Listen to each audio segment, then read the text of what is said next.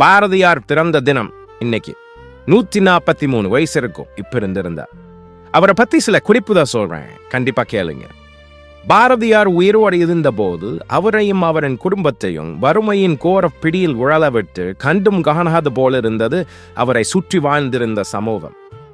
குனிந்த தலை நிமிராமல் வரும் மனைவி செல்லம்மாளின் கையில் பிடித்து கொண்டு பீடு நடைபோட்டு வரும் பாரதியை பைத்தியக்காரன் என செல்லம்மாளின் காதுபடவே சப்தம் போட்டு சொல்லி கேலி செய்தது அந்த சமூகம்.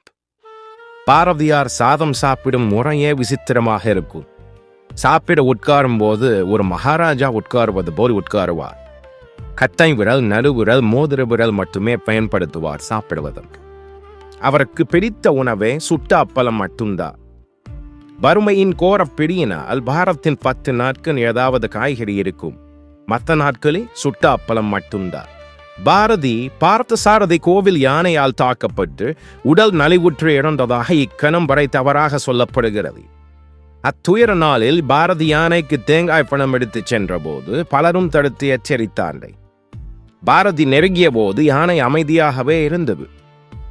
துதிக்கையால் தேங்காய் பழத்தை பற்றாமல் பாரதியின் இடுப்புக்கு மேலே சுற்றி தன் 4 கால்களுக்கு நடுவே வீசியது. கண்ணிமைக்கும் நேரத்தில் குவளை கண்ணன் என்கிற பாரதியின் நண்பரான அந்த புண்ணிய ஆத்மா தன் உயிரையும் பொருட்படுத்தாமல் யானையின் கால்களுக்கு நடுவே புகுந்து பாரதியை தன் தோளில் போட்டுக்கொண்டார்.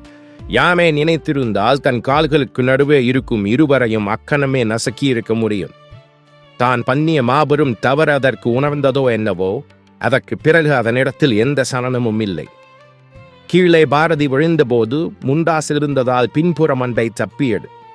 கேப்டன் தரையில் விழுந்ததில் முகம், மூக்கு, தோள்பட்டை, முழங்கை, முழங்கால்களில் இரத்த காயத்தோடு பாரதி மயங்கினார். காயம்பட்ட கவிஞனை மருத்துவமனையில் நண்பர்கள் கொண்டு போய் சேர்த்தனர். பகைவனுக்கு அருளச் சொன்ன பாரதி தன்னை பழுதாக்கிய யானையை பழித்தாரா? இல்லவே இல்லை. கொஞ்சம் நினைவு வந்ததும் சொன்னாரா, யானை முகவரி தெரியாமல் மோதிவிட்டது, என்ன இருந்தாலும் என்னிடம் கொஞ்சம் இரக்கம் தான், இல்லை என்றால் உயிரோடு விட்டிருக்குமா என்று. காயம் ஆறத் தொடங்கிய பாரதியும் சுதேசமுத்திரன் அலுவலகத்திற்கு 5-6 மாதங்கள் சிரமத்தோடு சென்று வந்தார். காயம் மாறியதே தவிர அந்த அதிர்ச்சியோ வியாதிகளை அழைத்து வந்தது. சீத பேபி பாரதியின் உடலை சிதைக்கத் தொடங்கிய. மீண்டும் அதே மருத்துவமனை. செப்டம்பர் 11 அதிகாலை 2 மணி. வெளியேற துடிக்கும் உயிரோ பாரதியின் உடலை உதைத்துக் கொண்டிருக்கிறது. சில நிமிடங்களில் அந்த 39 வருஷ கவிதை கேள்வி மரணம் முற்றுப்புள்ளி வைத்தது.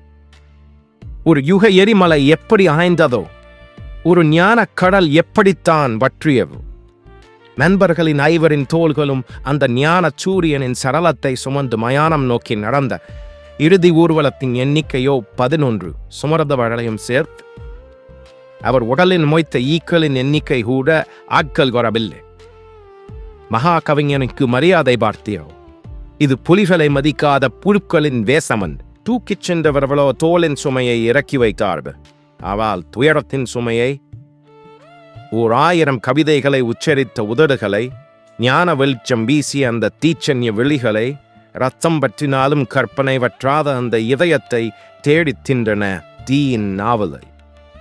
மகாகவிஞனே, எட்டயபுரத்து பொட்டு முரசே, உன்னை பற்றி உள்ளூரே தெரிந்து கொள்ளாத போது இந்த உலகுக்கு தெரிவதே அது.